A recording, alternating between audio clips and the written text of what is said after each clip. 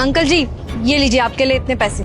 Madam ये पैसे आप मुझे क्यों दे रहे हैं? वो क्या है ना अंकल जी, आज मेरा ना प्रमोशन हुआ है, तो उसी खुशी में मैं सबको पैसे दे रही हूँ। ये लीजिए। नहीं मैडम जी, मुझे खुशी तो बहुत है इस बात की कि आपका प्रमोशन हुआ है, लेकिन ये पैसे मैं नहीं ले सकता। ये ठीक नहीं है, इतने सारे पैसे मैं क्यों लूँ आपसे, कुछ समझ में नहीं आ रहा। अंकल जी आप फिक्र मत करिए, मैंने ये पैसे सिर्फ आपको ही नहीं दिए हैं, हमारा जो चाय वाला है उसको भी दिए हैं, और जो हमारे पास मेड काम करती है ना ऑफिस में उसको भी दिए हैं। अब ये आपके हिस्से के पैसे बचे हैं, तो ये आप रख लीजिए। लेकिन अरे अंकल जी, मुझे नहीं पता क्या ठीक है क्या गलत है, बस ये आपके हिस्से के पैसे थे तो ये आप रखिए, ठीक है? बहुत बहुत धन्यवाद मैम साहब। इतने सारे पैसे।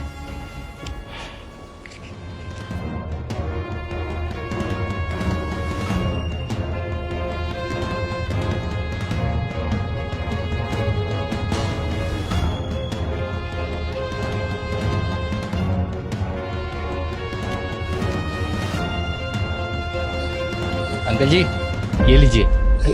सारे पैसे किस खुशी में साहब? अरे अंकल जी वो क्या है ना, मैंने आज अपनी ड्रीम बाइक ली है, तो इस खुशी में मैं आपको ये पैसे दे रहा हूँ। अरे बाइक लेने की बहुत बहुत बधाई, लेकिन साहब ये तो बहुत ज्यादा पैसे हैं, इतने पैसों का मैं क्या करूंगा? अरे अंकल ये पैसे मैं अपनी खुशी से दे रहा हूँ। वो क्या है ना, उस बाइक को लेना मेरा सपना था और आज मैंने अपना सपना पूरा कर लिया, तो इसी खुशी में ये पैसे मैं आपको दे रहा हूँ। आप इससे पार्टी कर लेना। अरे अंकल रखो ना इसको।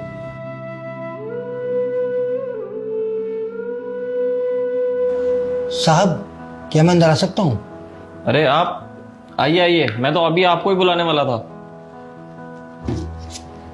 लीजिए अंकल, हमारी कंपनी को बहुत बड़ा प्रॉफिट हुआ है, उसमें से कुछ हिस्सा आपका भी है, लीजिए। साहब ये क्या, मैं इन पैसों के बारे में आपसे बात करने आया था और आप उल्टा मुझे पैसे ही दे रहे हैं। साहब मुझे समझ में नहीं आ रहा कि मेरे साथ हो क्या रहा है। सुबह से स्टाफ का जो भी है वो मुझे पैसे दिए जा रहे हैं, आप भी पैसे दे रहे हैं। देखिए मेरे पास कितने सारे पैसे इकट्ठे हो गए साहब। ये पकड़िए पहले आप।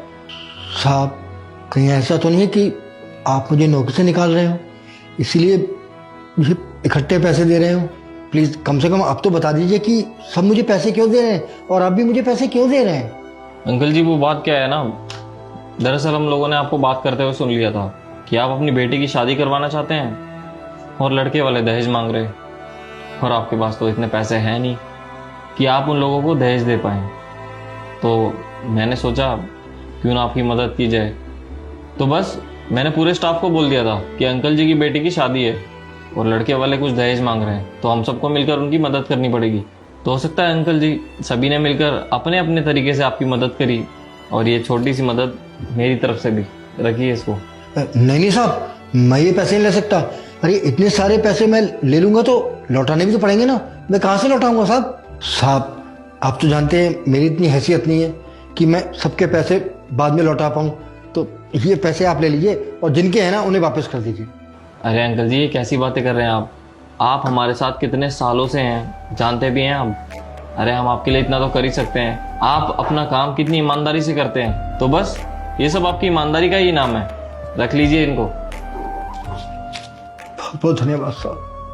साहब मेरी दिली इच्छा थी कि मैं अपनी बेटी की शादी धूमधाम से करूं, लेकिन पैसों की इतनी कमी थी साहब, हैसियत के मुताबिक मैं कहाँ से करता इतनी अच्छी शादी।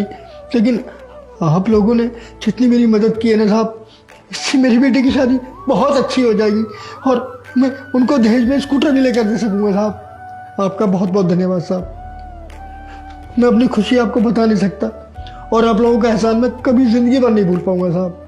अब आप चिंता मत कीजिए, यहाँ का काम आप छोड़ दीजिए, आप कुछ दिन अपने घर पे जाइए, शादी की तैयारी कीजिए, और कोई भी जरूरत हो तो मेरे को जरूर बताना। जी साहब।